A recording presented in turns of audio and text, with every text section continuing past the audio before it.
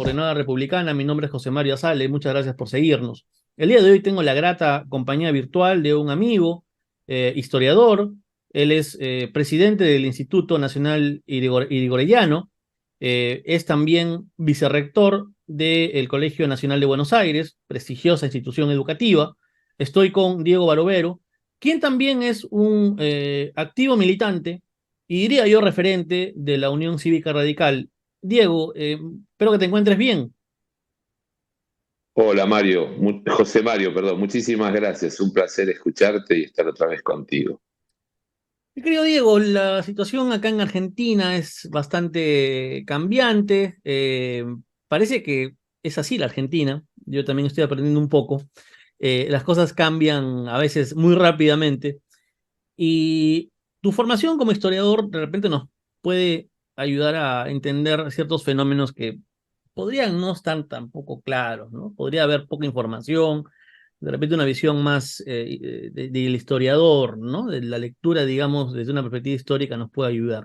A mí me gustaría saber cuál es la trayectoria ideológica o ideopolítica o programática o doctrinaria, como quieras llamarlo, de el radicalismo y concretamente de la Unión Cívica Radical.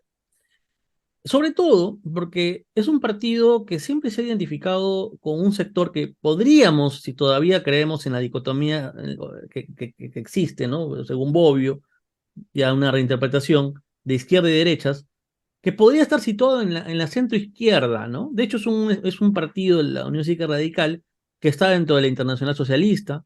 De hecho, muchos de sus líderes han ocupado cargos dentro de la institución. Pertenece también a Copal. Por tanto, pareciera que tiene una orientación de centro izquierda. No obstante, en los últimos años ha integrado una alianza que muchos la perciben como de derecha y habría pues una cierta confusión acerca de qué aporta el radicalismo, que es un partido histórico, ¿no? Un partido histórico en ese momento, ¿no? Pero para llegar a eso tenemos que hacer una evaluación histórica. Entonces, me gustaría saber cuál sería el punto de partida y evolución de la historia del radicalismo, pero de la historia ideológica del radicalismo.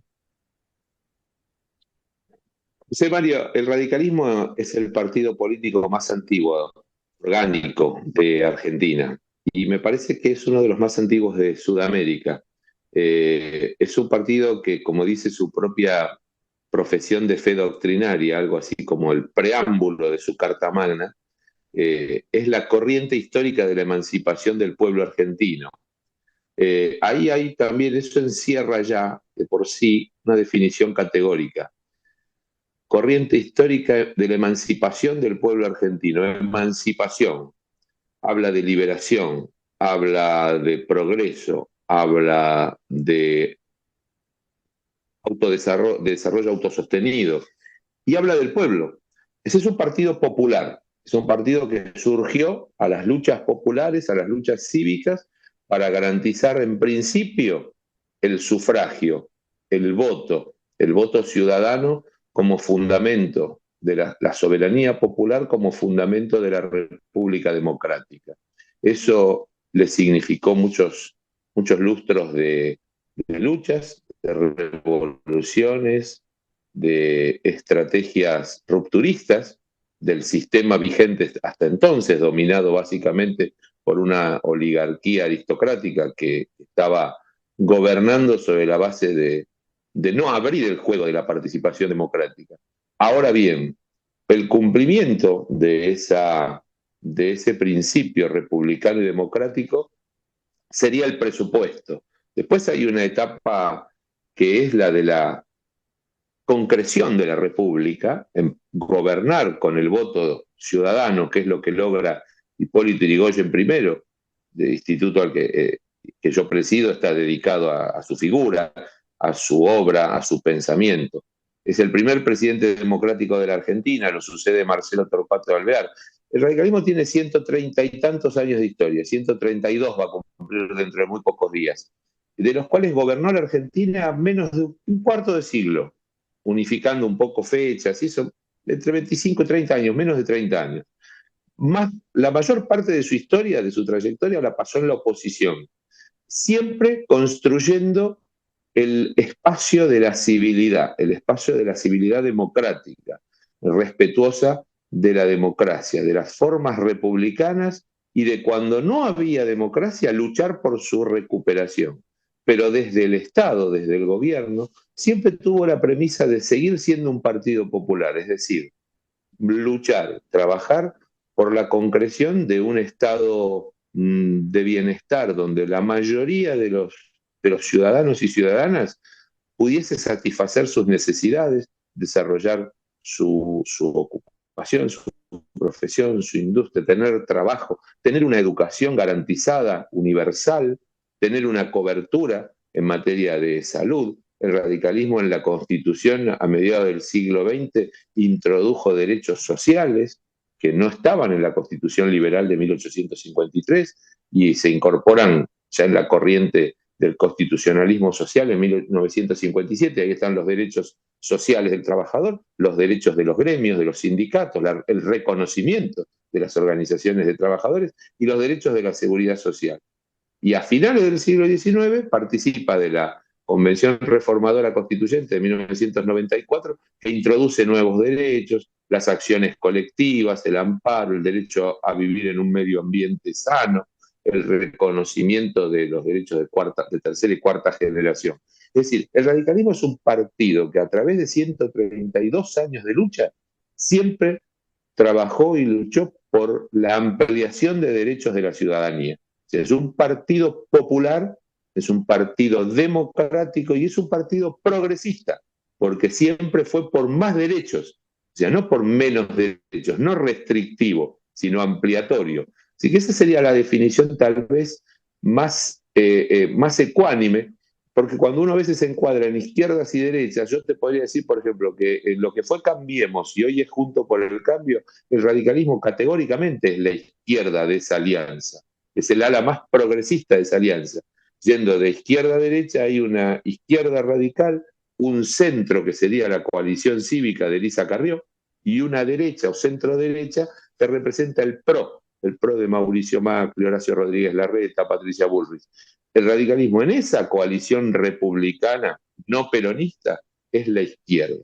Y a lo largo de la historia, el radicalismo en general tuvo posiciones populares y progresistas. Si quieres, podemos llamarlo de izquierda democrática, porque siempre fue el radicalismo fue un partido que nunca planteó la revolución antisistema. Cuando hizo la revolución en el siglo XIX y a principios del siglo XX, fue para hacer realidad la democracia y la república que estaba consagrada en su propia constitución. O sea, Claro, un partido institucionalista. claro, fue lo que hoy día, digamos, no podríamos dar esta definición, ¿no? Pero sería una suerte de revolución democrática, ¿no? Porque parece que hoy día Así es. no se puede juntar la palabra revolución con democracia, ¿no? Cuando más bien creo que muchos de los partidos de centro izquierda propugnan eso de alguna manera, ¿no? Hacer transformaciones, pero dentro del marco, digamos, de la legalidad. En el caso de la Unión Cívica Radical, evidentemente hay un hecho trascendental en la historia política argentina, y es que permitió el ingreso a la vida política de los grandes sectores sociales, de la masa de trabajadores. Lograron tener una representatividad que lo que podríamos denominar, no sé cómo lo llaman acá en Argentina, en Perú le llamamos la República Aristocrática, pero no sé si creo que es la República Oligárquica, ¿no? La República, Sí, siempre se digamos, dijo así. sí, correcto. Sí, El sí. radicalismo en sus orígenes logra representar los intereses de sectores amplios de la población y justamente para reivindicar derechos. Sí, exactamente. Y el radicalismo lo que hizo en esos años iniciales de su vida política fue combatir el régimen, pues le decía régimen Irigoyen, decía el régimen cuando se refería a ese orden conservador que habla Natalio Botana, a esa aristocracia, a esa oligarquía que dominaba la escena política argentina y prescindía de las formas republicanas en la elección. Era una rémora. Pensar en el sufragio era verdaderamente revolucionario. Dice Carlos Pellegrini, que nunca fue radical, sino que fue conservador y fue presidente de la Argentina 2 años, Carlos Pellegrini dice, antes de morirse, en un discurso que pronuncia como diputado en la Cámara de Diputados, y él ya era autocrítico de lo que había sido la política de los conservadores y de los aristócratas, dice en un momento, en una intervención parlamentaria muy recordada, este país no ha votado nunca, estamos hablando de 1906, este país no ha votado nunca, es decir, la república era una ficción, porque no había sustento de soberanía popular sobre el cual se asentara el principio republicano. Bien, y luego el radicalismo se encuentra no enfrentado, confrontado, interpelado por otra fuerza política importante que es el peronismo, y ya vamos a ir avanzando, ¿no? Que de alguna manera capta, me parece, algún sector tal vez disconforme, porque ya estamos hablando de un partido que tiene, cuando aparece el peronismo, el radicalismo tenía 20, 30 años, ¿puede ser? Sí, el radicalismo es de 1891 y el peronismo surge ya claramente como un movimiento en 1945 y se presenta en las elecciones de febrero de 1946. O sea que son 50 años Sí, de vida del radicalismo en plena, digamos, historia del siglo XX, cuando el peronismo surge como una nueva identidad política que se va consolidando a mediados del siglo XX. El y que, radicalismo y que ya al parecer existía y estaba muy consolidado. y que al parecer captaría a un sector tal vez disconforme, importante, ¿ah? Disconforme, creo yo, del radicalismo, y que pasa a engrosar las filas del peronismo. Eh, ¿Se puede hacer esa interpretación? ¿Es correcto?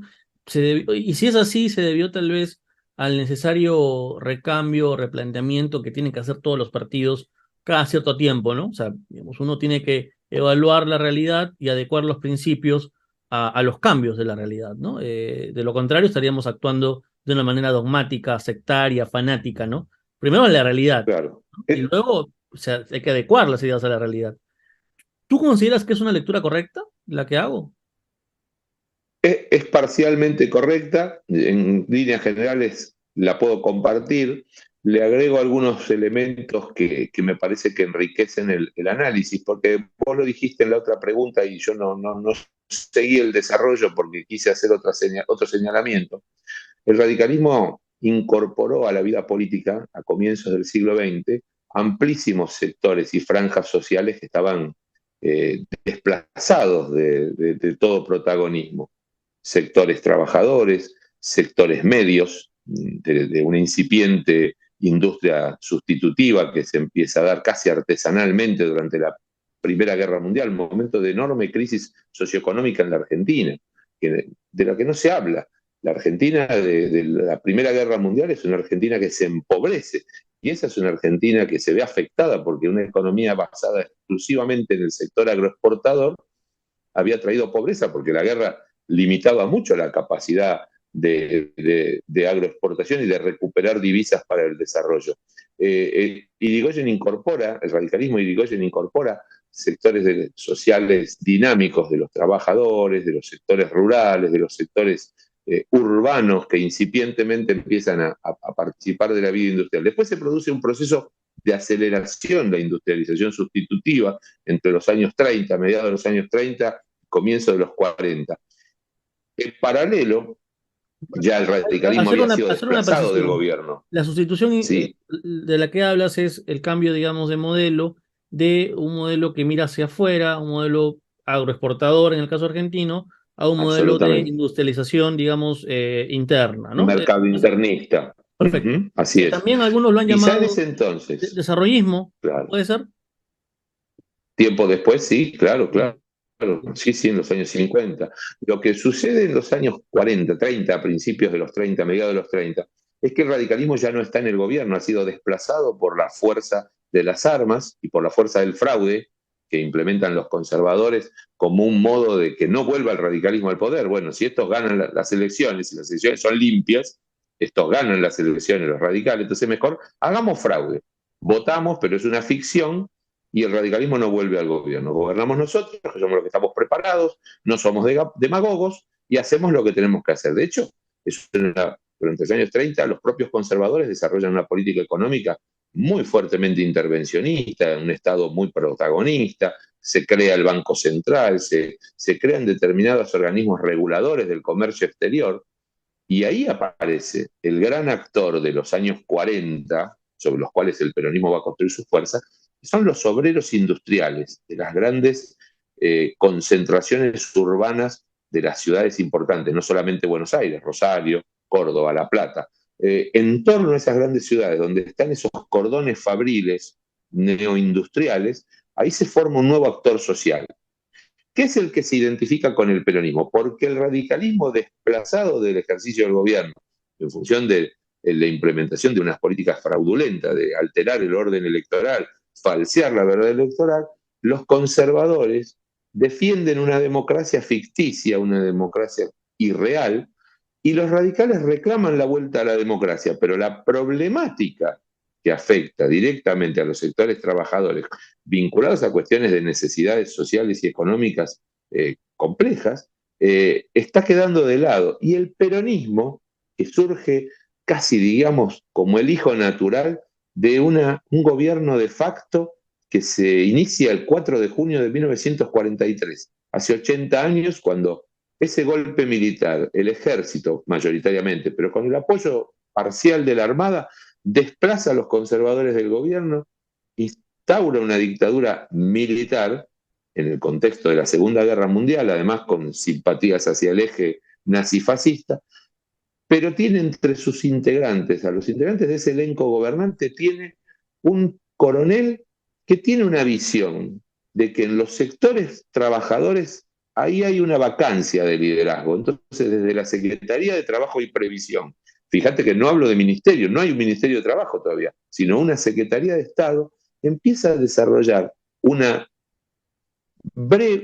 constante, pertinaz, pero casi digamos como una tenue llovizna de medidas de gobierno que van dirigidas exclusivamente al sector industrial, al sector obrero industrial. Beneficios, pequeños reconocimientos, un sector olvidado por la política tradicional argentina de ese tiempo. Entonces, eso va generando un espacio y un nuevo movimiento que todavía no tiene identidad partidaria.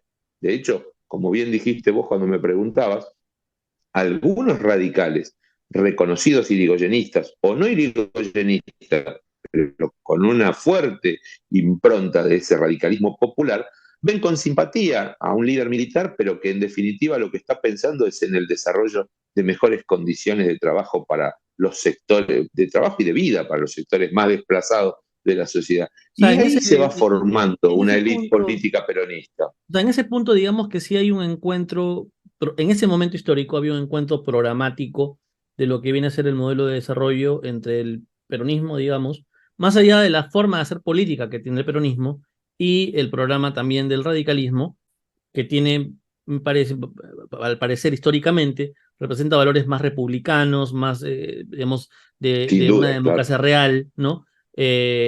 Con esto no quiero decir que los peronistas no sean demócratas, pero digamos, tienen una visión No, distinta. Quiero hacer la precisión porque acá se puede malinterpretar todo. Eh, Visiones distintas de lo que tiene que ser el orden democrático y los valores republicanos y el Estado de Derecho, ¿no? Estamos hablando de, pero en la parte económica sí habría seguramente en ese momento ciertas coincidencias, entiendo. Ambos apostaban por un es que modelo. eso se vio, sí, sí, sí, sí. Eso se vio en la práctica, porque si en las elecciones que Perón gana por primera vez, el radicalismo queda bastante diezmado en cuanto a su representación electoral, su representación en el Congreso, pero tiene 44 diputados. Y en general, la mayoría de las iniciativas económicas que sostiene el primer peronismo son apoyadas por el bloque radical. Son cuestiones que tienen que ver con el nacionalismo económico, con la creación de organismos, con la Y eso, política más bien Diego, orientada a una cierta sí. planificación económica. Y eso, Diego, no corresponde a un cálculo político, sino a razones de Estado, que es el otro tema que tenemos que hablar. Es decir, un partido con Claro, una trayectoria histórica ya no puede pensar en el corto plazo, sino tiene que pensar desde la visión de los intereses del Estado. Y en ese sentido, era lo que se necesitaba en ese momento, digamos. la cuestión de las grandes diferencias que el radicalismo manifiesta con el peronismo gobernante, las grandes disidencias, los grandes enfrentamientos tienen que ver con la cuestión de la libertad. El peronismo pone la libertad, ponía sobre todo en ese entonces a la libertad en un segundo plano. Si había cierto autoritarismo, desplazamiento de las formas de gobierno democrática por la cosa plebiscitaria.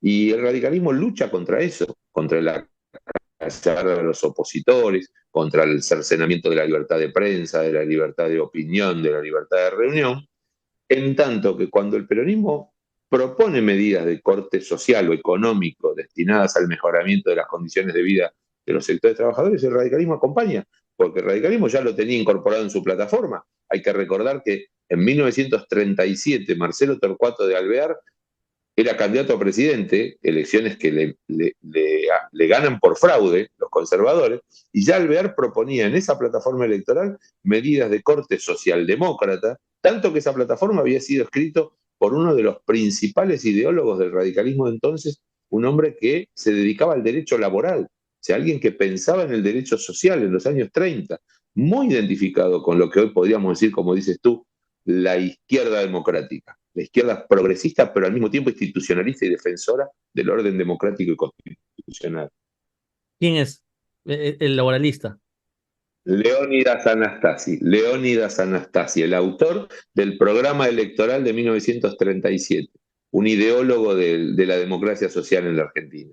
Bien, hay nombres que es importante mencionar y también con esto vamos ya entrando a la parte final de la entrevista. Em, Hay dos presidentes importantes que tuvo el radicalismo y que representaron, me parece, formas. Tú eres el historiador, eres radical, eres argentino, tienes la data. Creo que representaron modelos tal vez distintos. Hablo de Frondizi y de Ilia. Y es más, eso provocó en cierta manera disidencias internas. Incluso se formaron dos movimientos radicales, ¿no? En su momento. Así fue, porque mientras los dos surgieron del mismo espacio interno del radicalismo, tanto Frondizi como Ilia venían de la intransigencia radical. La intransigencia era la heredera política del irigoyenismo, pero ambos fueron diputados nacionales en tiempos del peronismo y ambos fueron opositores duros al peronismo. Cuando el peronismo es derrocado por el golpe de Estado que se llama después Revolución Libertadora, Ujú. eso produce la ruptura de los partidos tradicionales, porque los partidos como el radical, el socialista, los conservadores, estallan, o sea, los unificaba internamente haber sido opositores al peronismo. Cuando el peronismo es desplazado y prohibida la palabra Perón, peronismo y son proscriptos, los otros partidos políticos opositores sufren una diáspora y el radicalismo sufre una división, que evidentemente era una división que estaba latente internamente y se divide por cuestiones matices interpretativos del momento histórico y de las decisiones tácticas o estratégicas que había que adoptar en ese momento. Un sector del radicalismo se va detrás del liderazgo de Arturo Frondizi, que es el que gana las elecciones siguientes, las de 1958, y se Que convierte en presidente. Y el representaba, otro sector se fue con Balbín, que representaban, claro, y que ahí estaba representaban, Ilia. que representaban qué. Nuevamente regresando a la discusión de las ideas. ¿Qué representaba Frondizi? ¿Qué representaba Balbín Ilia? Y ahí me haces la pregunta envenenada, porque si uno toma los programas de gobierno de la Unión Cívica Radical Intransigente y de la Unión Cívica Radical del Pueblo, encuentra muy poquitas diferencias, que tienen que ver con los matices propios de los liderazgos que representaron a las dos facciones. La facción frondicista, que se respaldó en buscar el voto peronista que estaba proscrito, y la otra facción, la facción del radicalismo llamado del pueblo, que lideró Balbín y que integraba a Ilia, que después Ilia va a ser presidente por ese radicalismo, en lo fundamental coincidían en todo. Sistema democrático, división de poderes, respeto de las autonomías, En materia ejercicio de las económica, libertades, pluralismo. Y en la cuestión económica, y este es el gran tema para otra charla que seguramente va a ser más larga y probablemente haya gente que se enoje, el radicalismo intransigente y el radicalismo del pueblo pensaban casi lo mismo, porque los mismos radicales que habían sido opositores a Perón habían sido ideólogos de ambos dos partidos. Pero este aquí que Frondizi encuentra en su socio político de los años por venir, Rogelio Frigerio, una inspiración económica que lo aleja de la tradición histórica e ideológica del radicalismo en materia económica. Porque Rogelio Frigerio era un hombre, un empresario, alguien del capitalismo, pero que provenía ideológicamente de la izquierda. Había sido un joven comunista, pero tenía una visión del capitalismo que discrepa con la visión de lo que miraba el radicalismo tradicional, digamos, por decirlo de alguna manera. Y esa división, que se produce por un hecho político, que es un liderazgo como el de Frondizi contra otro liderazgo como el de Balbín, termina dando origen a dos presidencias radicales, pero que hacen económicamente cosas muy diversas, la de Frondizi y la de Ilia, porque ya está el germen de la división, no solo política, sino ideológica en materia socioeconómica. La influencia de Frigerio, que no era radical, pero que logra influir en el pensamiento de Frondizi, cambia la matriz del pensamiento de Frondizi, sobre todo en cuestiones como la inversión privada, no dejar al Estado como el único orientador de la economía. En eso, ahí hay una dicotomía con el radicalismo tradicional, que va a ser la línea que sí va a seguir el gobierno de Arturo Illia en 1963. De Balbín a Alfonsín y de Alfonsín a De la Rúa, Uh ¿qué -huh. cambios hubo en materia de la propuesta programática? Sobre todo, creo que en el aspecto político se mantuvo permanentemente los principios que tú Claro. mencionabas, Uh -huh, ¿no? uh De -huh, uh -huh. republicanos, ¿no? De ampliar, Sí. digamos, los derechos sociales. En materia económica tal vez es lo que podría resultar más interesante, ¿no? ¿Qué ocurre de Balbín a Alfonsín y de Alfonsín a De la Rúa? El cambio del sistema económico a nivel mundial, las condiciones objetivas internacionales, el final de la Segunda Guerra Mundial. Balbín es un hombre cuya vida política estuvo signada, podríamos decir, por, casi te diría, luchar contra la adversidad, estuvo signada por la adversidad. Balbín desde muy joven lucha contra la adversidad. Tras la caída de Irigoyen, luego enfrenta al peronismo, sufre persecución y cárcel en el peronismo, lucha porque el radicalismo vuelva al gobierno y lucha contra las dictaduras militares durante el siglo XX que le impiden participar al pueblo y que alteran el Acercándose orden democrático. Y se muere antes de que vuelva la democracia, se muere en y, 1981. y que incluso se acerca en algún momento al peronismo, ¿no? Ese encuentro Balbín-Perón, ¿no? Es decir, pero por razones de Estado, nuevamente. O sea, Balbín Así es. creía en las razones de Estado, por encima de los intereses particulares, personales y partidarios, ¿no? Y porque creía que en el consenso y en los mínimos comunes denominadores de los sectores populares argentinos estaba por lo menos el presupuesto básico para recuperar la democracia para el futuro. Balbín lo trata de hacer, se reconcilia con su viejo adversario Perón, se muere Perón, viene otra dictadura, se muere Balbín, y un discípulo de Balbín como Raúl Alfonsín, que había sido también no solo su discípulo, sino su opositor, porque en determinado momento Balbín y Alfonsín se enfrentan en una interna radical en el año 1972, pero no había mejor continuador de la idea democrática y de la idea de la construcción del consenso político que Alfonsín como continuador de esa idea de Balbín. De hecho, Alfonsín ha tenido muchísimos votos peronistas. No había hecho, no, Alfonsín no había sido nunca un antiperonista público. Había enfrentado al peronismo, pero esa imagen del líder antiperonista y gorila que fue Balbín, ese abrazo con Perón, era una señal de reconciliación que era una señal para el futuro. Alfonsín no tuvo necesidad de eso, primero porque Perón ya se había muerto y porque Alfonsín llevó a la sociedad un mensaje que no era un mensaje antiperonista, sino que era un mensaje de contención del peronismo. Él decía que nos sigan los radicales, que nos sigan los socialistas, que nos sigan los peronistas de Perón y de Evita. Y muchos peronistas desencantados con lo que se vio en las campañas del año 83 y de lo que se había sufrido del gobierno de Isabel Perón, López Rega y compañía, votó por Alfonsín en 1983. O sea Y que ahí creo hubo una también, confluencia. y creo que también algo que favoreció mucho a Alfonsín fue el rol que desempeñó durante la época del gobierno militar, de los regímenes militares. Era una persona que, como abogado, defendía a, a las personas que buscaban a sus familiares desaparecidos, interponía habeas corpus. Es una persona que, digamos, a través de, creo que incluso se creó un organismo de derechos humanos, si no me equivoco, ¿no? Como una suerte de coordinador. Asamblea Permanente por los Derechos Humanos. Así es. Asamblea Permanente por los Derechos Así Humanos. es. Entonces, yo creo que eso también lo acerca de una manera como, como una persona sensible al problema argentino, que trascendía en ese momento la disputa radical peronista, ¿no? Mira, me voy a quedar con una frase que dijo Graciela Fernández Meijide, que nunca fue radical, si bien siempre estuvo cerca y fue aliada del radicalismo en la Alianza.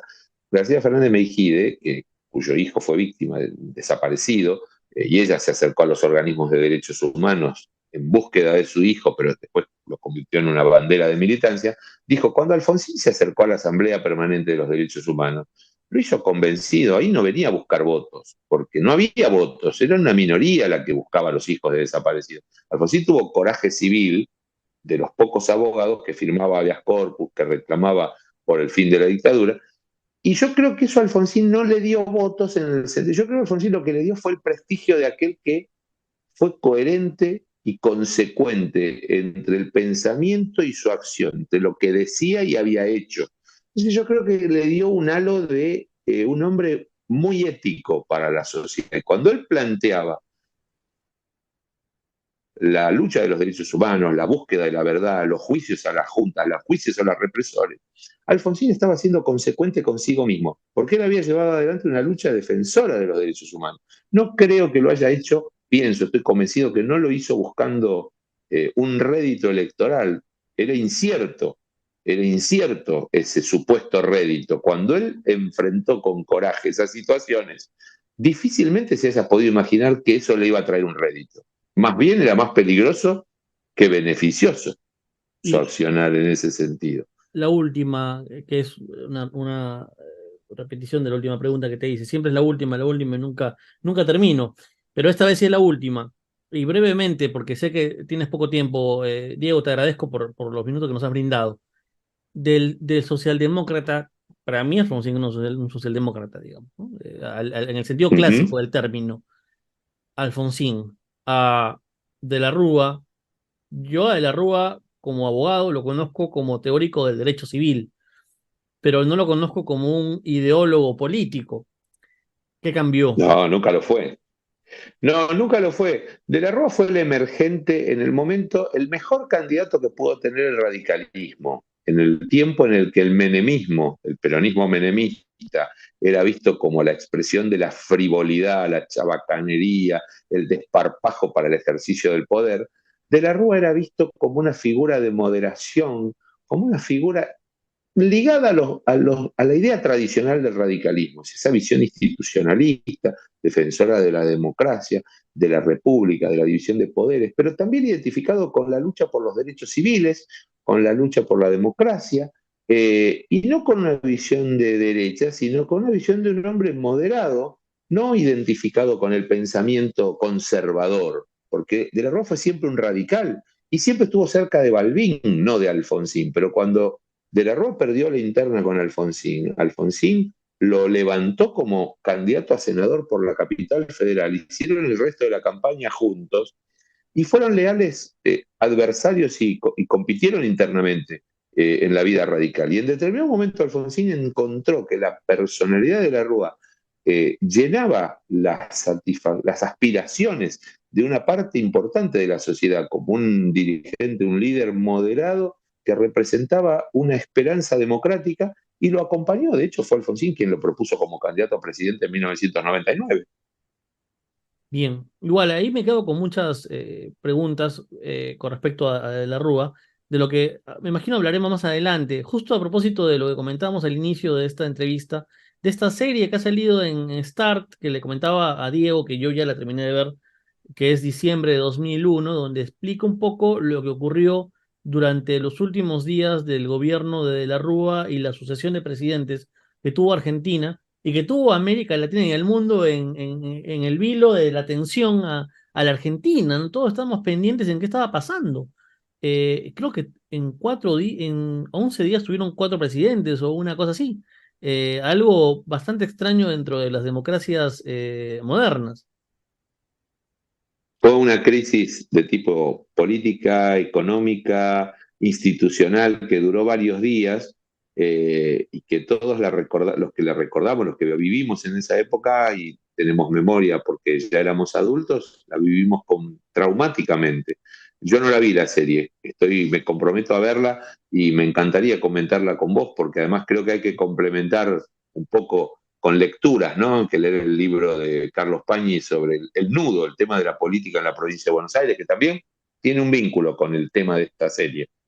Y por si acaso no nos auspicia Star, ¿no? No vaya a pensar que estamos haciendo promoción a la serie, pero como una suerte de serie histórica ficcionalizada, es interesante, porque además creo yo, trata de conservar cierta objetividad, ya lo verá Diego, con respecto al rol que desempeña el radicalismo y también el peronismo posteriormente, ¿no?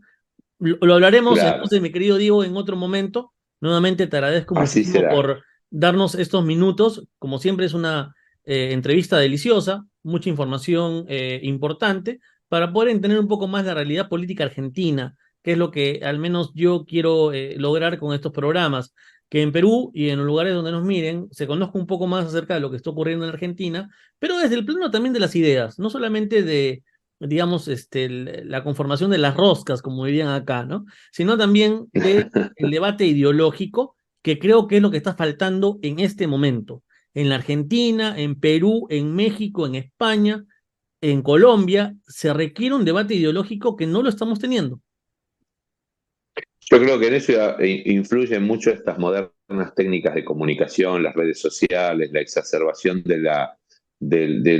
acá se dice grieta, yo creo que es una antinomia, esta cuestión de antinomias y de enfrentamientos irreductibles rinde mucho desde el punto de vista electoral o del marketing político, pero no, se ha desplazado el debate de ideas y de modelos políticos y democráticos. Bien, Diego, te mando un fuerte abrazo y estamos nuevamente seguramente haciendo una próxima entrevista en los próximos días. Un abrazo, un fuerte cariño.